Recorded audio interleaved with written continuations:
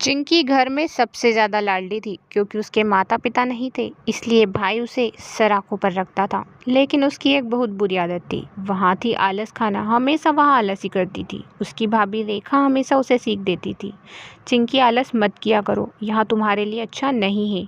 जब देखो तुम आलस ही करती रहती हो, खुद काम कर लिया करो, ये अच्छा नहीं होता। ससुराल जाकर ऐसी ही आदत पड़ जाती है, फिर ससुराल में हमें काम करने में दिक्कत आती है। यहाँ जैसे ही उसका भाई सुनता था, तुम्हारी हिम्मत कैसे हुई चिंकी से यहाँ सब कहने की। चिंकी से कुछ काम की कह मत देना, मैं तुम्हें किस लिए लाया हूँ, तुम ही सारा काम करना, मेरी बहन काम नहीं कर सकती। अरे लेकिन यहाँ काम नहीं करेगी चलेगा, ससुराल में भी फिर उसकी यही आदत पड़ जाएगी। तुम्हें पता है कुछ ही दिनों में उसकी शादी होने वाली है, चाहे कुछ हो जाए उससे तुम काम नहीं करवाओगी। मैंने कह दिया सो कह दिया। उसका भाई राहुल चिंकी को थोड़ा सा भी काम नहीं करने देता था। अगर उसकी भाभी उससे यह बात कह देती तो इस बात पर भी राहुल भड़क जाता और भाभी को डांट देता। इस वजह से अब तो रेखा ने चिंकी से कुछ कहना ही छोड़ दिया था। चिंकी की आदत बहुत बुरी पड़ गई थी। यह बात रेखा को अच्छी भी नहीं लगती थी, वह उसके भले के ही लिए सोचती थी, लेकिन चिंकी थी कि सुनती ही नहीं थी। कुछ समय बीतता चला जाता है।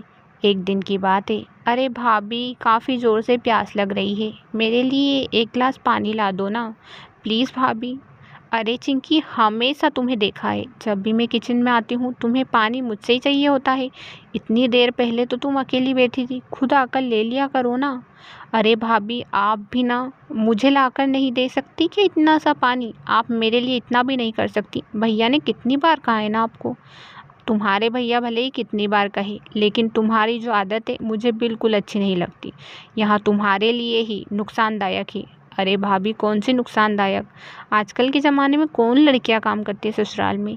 अब देखो ना राधिका, उसके यहाँ पर नौकर है। अरे ज़रूरी थोड़ी है कि सबके यहाँ पर नौकर ही होते हैं, कुछ हमें भी करना पड़ता है चिंकी। अब मैं ही देख लो, मैं खुद फाइनल कर कर आई हूँ, लेकिन काम करती हूँ ना। चिंकी बिल्कुल किसी की नहीं सुनती थी। कुछ समय बाद उसकी एक बड़े से घर में शादी हो जाती है। चिंकी अपने ससुराल में भी कुछ काम नहीं करती थी, अपनी सास की कुछ भी मदद नहीं करती थी, किचन में भी कुछ काम नहीं करती थी। बेचारी सास भी बुजुर्ग थी, वहाँ भी काम नहीं कर पाती थी। एक दिन वह चिंकी के पास आती है। बेटा, खाने में क्या बना रही हो? तुम्हें पता है ना, अब से सारा काम तुम्हें ही संभालना है। मुझसे तो काम ही नहीं होता, इसीलिए तो मैंने जल्दी से राघव की शादी करवा दी। अरे माँ जी, आप मुझसे तो काम की उम्मीद ना ही करें, मुझे काम करना ही नहीं आता, ना ही मैं काम करती हूँ। अच्छा ठीक है, अगर आपसे काम नहीं होता तो मैं दाल चावल ज़रूर बना दूँगी। हाँ हाँ ठीक है, जैसी तुम्हारी इच्छा बहू, लेकिन अब मुझसे तो काम होता नहीं है, जो भी तुमसे बनता है बना दो, राघव और दोनों ही खा लेंगे। वैसे भी मैं तो कुछ भी खा लेती हूँ, मुझे तो किसी चीज़ का शौक ही नहीं है। उसी दिन से चिंकी, मुझसे तो रोज़ दाल चावल खाया नहीं जाता, ये पता नहीं कैसे खा लेते होंगे, मैंने तो चुपके से ऑर्डर कर दिया है, अब ये ही खा लूँगी। पिज़्ज़ा मुझे बेहद ज़्यादा पसंद है, किसी को बताऊँगी नहीं, वरना पता नहीं ये भी खाने लग जाएंगे। चिंकी अपनी सास और पति के लिए तो दाल चावल बना देती थी और खुद रेस्टोरेंट से बाहर से खाना मंगवा कर खाती थी।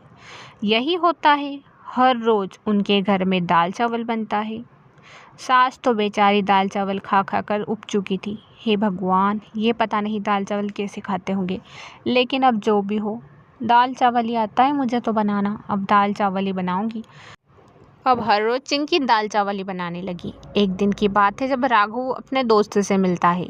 राघव की नई नई शादी हुई थी, इसलिए दोस्तों से यही बात कहता है कि वहाँ उसे खाने पर बुला ले, लेकिन राघव मुंह बना लेता है क्योंकि उसे तो पता था कि उसकी पत्नी को सिर्फ दाल चावल ही बनाना आता है।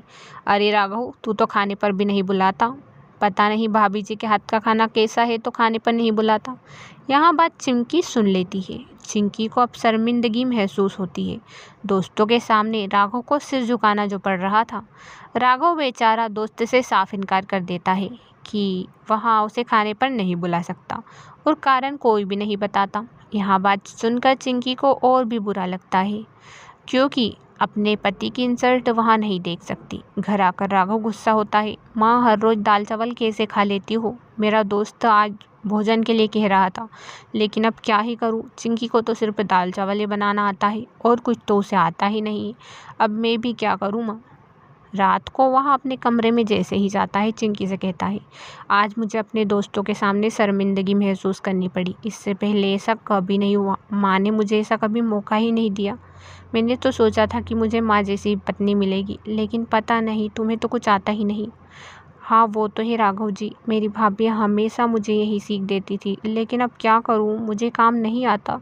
ठीक है चिंकी, जो भी हो, लेकिन तुम्हारी वजह से हमेशा मुझे शर्मिंदगी महसूस करनी पड़ती है। ऑफिस में भी रोज़ दाल चावल अच्छा नहीं लगता ना चिंकी। यहाँ कहकर राघव सो जाता है। दूसरी सुबह होते ही राघव कहीं जा रहा था। उसे घर का खाना नहीं खाना था। अब वहाँ हर रोज़ घर का खाना नहीं खाता था। यहाँ देख चिंकी को बुरा लगता है। माँ जी ये कहाँ जा रहे हैं? रोज़ खाना भी नहीं खाते घर पर, शाम को भी नहीं खाते, टिफ़िन भी नहीं ले जाते ऑफिस में। अब तो पता नहीं इनको क्या हुआ है। अरे बेटा, ऑफिस में सभी लोग उस पर हंसते हैं कि इसकी बीवी सिर्फ दाल चावल ही बनाती है और कुछ बनाती नहीं है, इसीलिए उसे शर्मिंदगी महसूस हुई। तो अब वहाँ रेस्टोरेंट से ही खाना ले जाता है, उसे वहाँ पसंद है। अरे माँ जी, लेकिन मैं दाल चावल ही तो बना पाती हूँ, अब मुझे और कुछ आता ही नहीं, अब मैं क्या कर सकती हूँ इसमें? पर अब उनको रेस्टोरेंट में महंगा पड़ता होगा ना। अरे बहू, जो भी हो, अब क्या कर सकते हैं, तुम्हें नहीं आता, मुझसे बनाया नहीं जाता, तो अब बेचारा और क्या ही करे। अपने दोस्तों को टिफ़िन खिलाता है तो अब वहाँ वहीं से ले जाए, उसमें हमें क्या। अच्छा ठीक है माँ जी, जो भी है, आप तो खाना खा लीजिए ना। दाल चावल ही बने हैं आज भी, जल्दी खा लीजिए खाना। यहाँ कहकर वह अपनी सास को दाल चावल खिला देती है, लेकिन खुद के मन में बहुत ज़्यादा बुरा महसूस करती है कि उसकी भाभी हमेशा उससे सही कहती थी, उसने कुछ सीखा ही नहीं और यहाँ जाकर उसे यहाँ शर्मिंदगी महसूस हो रही है। अब वहाँ एक दिन राघव का पीछा करती है और पीछा करते करते उसी रेस्टोरेंट में पहुँच जाती है जहाँ पर राघव हर रोज़ खाना ले जाता है। अरे तुमने आज मेरा टिफ़िन पैक नहीं किया, जल्दी से मेरा टिफ़िन पैक कर दो, मुझे ऑफिस के लिए लेट हो रहा है, और जितना भी सारा खाने का खर्चा हो उतना सारा मैं ऑफिस से आने के बाद तुम्हें चुकता कर दूँगा आज, ठीक है? और हाँ अब मैं चलता हूँ, मुझे ऑफिस के लिए देरी हो रही है, जल्दी से मेरा टिफ़िन लगा दो। और हाँ, तुम्हें पता है ना कि मुझे क्या क्या पसंद है, वही टिफ़िन में डाला ना? हाँ सर, जो जो आपने कहा था वही हमने टिफ़िन में डाला है, आप चिंता मत कीजिए। राघव वहाँ से चला जाता है और रेस्टोरेंट की एक लड़की उसका टिफ़िन बनाकर उसे दे देती है। यहाँ सारी बातें चिंकी सुन रही थी। एक दिन चिंकी उसी रेस्टोरेंट में आती है और उसी औरत से खाना बनाने के लिए पूछती है, क्या आप मुझे खाना बनाना सिखा सकती हो क्या? मैं खाना बनाना चाहती हूँ मेरे पति के लिए अच्छा सा, इसलिए मैं इसी रेस्टोरेंट में खाना बनाना सीखना चाहती हूँ। जी मैडम, यहाँ पर खाना बनाने की भी ट्रेनिंग दी जाती है हम लोगों के साथ। आप यहाँ पर 5 ही दिनों में अच्छा स्वादिष्ट खाना बनाना सीख सकती हो। जल्दी से आप कल से आ जाइए और खाना बनाना सीख लीजिए। अब से चिंकी हर रोज़ खाना बनाना सीखने के लिए उसी रेस्टोरेंट में आया करती थी और एक दिन वह अपने पति और सास के लिए अच्छा सा खाना बनाती है, जिसे देखकर उसकी सास और पति दोनों ही हैरान हो जाते हैं। अरे आज तो बहू ने हमारी पसंद का खाना बनाया है, मुझे तो विश्वास ही नहीं हो रहा कि इतना अच्छा खाना, खुशबू भी बड़ी ही स्वादिष्ट आ रही है। हाँ माँ, ये तो तुमने सही कहा, मुझे तो यकीन ही नहीं हो रहा कि चिंकी ने ये सब खाना बनाया है। इतने दिन से तो सिर्फ दाल चावल ही खाने को मिल रहा था, लेकिन अच्छा ही हुआ, चलो आज तो हमें कुछ खाने को मिला।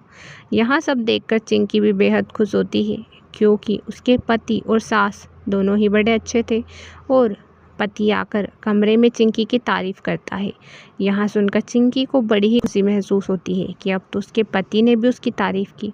आपका शुक्रिया जो आपने मेरी तारीफ़ की, क्योंकि मैं ही गलत थी, मैंने मेरी भाभी की कभी सुनी ही नहीं, इसीलिए मुझे उसी वक्त अपनी गलती का एहसास हुआ। और अब चिंकी कभी भी ऐसा नहीं करती थी, वहाँ आलस ही नहीं करती।